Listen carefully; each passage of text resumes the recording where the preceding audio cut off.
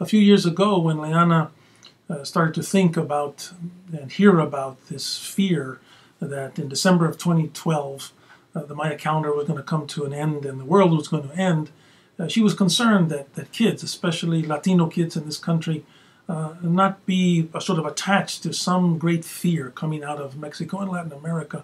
So she decided to write this story, Mysteries of the Maya Calendar Museum, with two purposes in mind. First of all, she wanted to direct her story to kids who would be feeling anxious and fearful during the fall of 2012.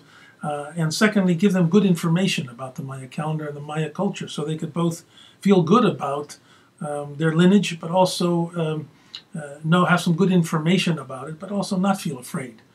Rather, getting the message from her antepasados, from the Maya, the Aztecs, that they lived in cultures where the world was beginning, not always ending. And so it was that kind of motive that led to Mysteries of the Maya Calendar Museum. There were two goals to writing the book.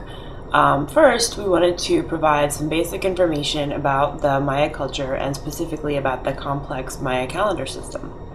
Second, we wanted to ease some of the fears that children might have surrounding the rumor that the Maya predicted an end to the world in December 21st, 2012. But here's the thing. I also learned that the Maya believed that the very next day, December 22nd, the calendar would start over again. So as we say in the book, the beginning isn't the end. It's not the end. We were very fortunate during the process of writing this book to have one of my former students named Ben Leeming, who is a teacher in a school near Boston, become involved. He also embraced this idea that we should educate students, especially at a time when they're feeling fearful, to meet those anxieties with information and teaching. So we developed an idea for Ben Leeming to make a teacher's guide.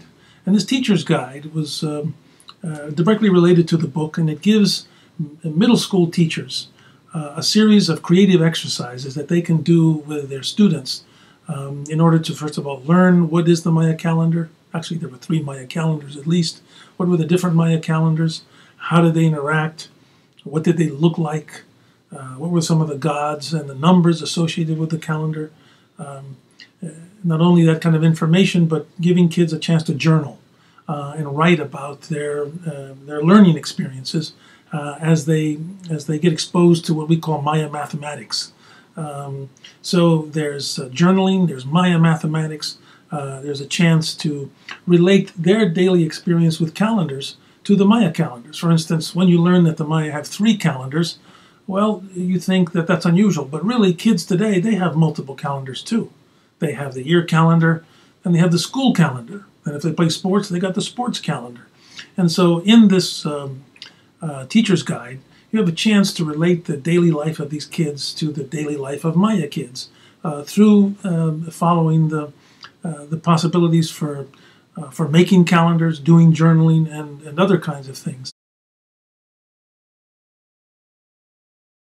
So what did the Maya really predict? Well, they really didn't predict anything. What they did was they created a long count calendar that covered a huge period of over 5,000 years. And they were able to identify every day in the 5,000 year period with a series of numbers and signs.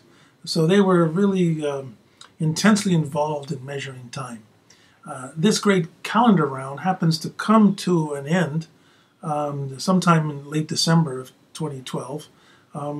But as in all Maya calendars and all Aztec calendars, that just means that the next day the new calendar round begins. So it's not that they predicted the end of the world, they just predicted that their own calendar would come to an end, just like our December 31st.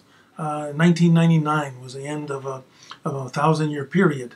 And we all got intense about it because would the year 2000 come?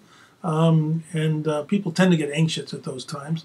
But of course, we all counted on 2000 coming, and you can count on the fact that the Maya would certainly have counted that their new calendar would begin the next day. So Mysteries of the Maya Calendar Museum begins this way. written by Leana Carrasco. Shiver me timbers, ahoy, viene una tormenta, a storm's coming, manos a la obra, all hands on deck, shouts my brother Carlos. He shoots his arm up into the air with a fake plastic knife he won at the walk the plank pirate game at the fishing pier. His long black cape sails in the wind around him, and a black bandana is knotted around his head. A red sash around his waist is barely holding up his baggy pants. Carlos has been on a pirate kick since we visited a pirate museum last summer. As we walk along the boat dock, Carlos yells, "Lucia, watch me take down Calico Jack, that buccaneer from El Caribe." He runs to the edge of the dock and starts sparring with an imaginary foe. What if he loses track of where he is and falls into the choppy water? The wind is gusting violently, and the clouds are ominous rolling shades of gray. My black hair whips around my face, and I find myself edging protectively closer to Carlos as he dances along the brink of the wooden dock. I'm nearly 13 and can't wait to be called a teenager. But Carlos is 10 and has to be watched out for sometimes. At least that's what Abuela says. We're visiting our grandparents, Los Abuelos, as we call them in California, for the Christmas holidays. And we love that it's warm and sunny. This week, though, something besides the sun seems to be in the air. "Hey, Carlos," I shout, "we'd better get out of the wind before it rips off your cape." Looking around for the shelter from the storm, I notice the old house on the corner. It used to be run down, with boarded-up windows. It gave Carlos and me the creeps, with a few shutters falling off, a porch that sagged dangerously, and spider webs keeping anyone away. But now, as if magically transformed, the house is painted bright yellow and seems to glow in the darkening light of the coming storm. We race over to it and pass a sign that says, "Maya Calendar Museum." Under the words are 3 funny-looking symbols, with the captions, "Jaguar," "Eagle," and "House." We reach the porch just as a heavy rain starts to fall. Looking back at the sign, Carlos says, "That must be Maya writing."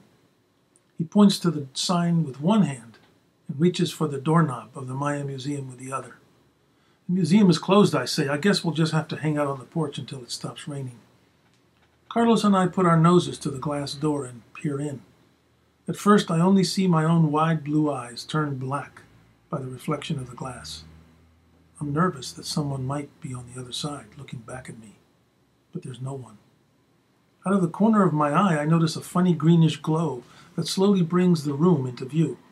There are some Maya artifacts, a large turquoise mask, a tall stone column with symbols on it, and a photograph of a Maya woman with a fancy blouse. A large model of a pyramid stands in the center of the display floor. I recognize it. "Carlos, do you see it? The pyramid." It's a replica of the feathered serpent pyramid at Chichen Itza. We saw it when we visited Mexico last summer with our mom, the anthropologist. "Super cool, Lucia," he says. "It looks like a big cake to me. Yummy." The green glow seems to come from behind the door. What could it be? On the door is a poster that says "Secret Maya Worlds" and shows an image of a pathway leading to a huge tree.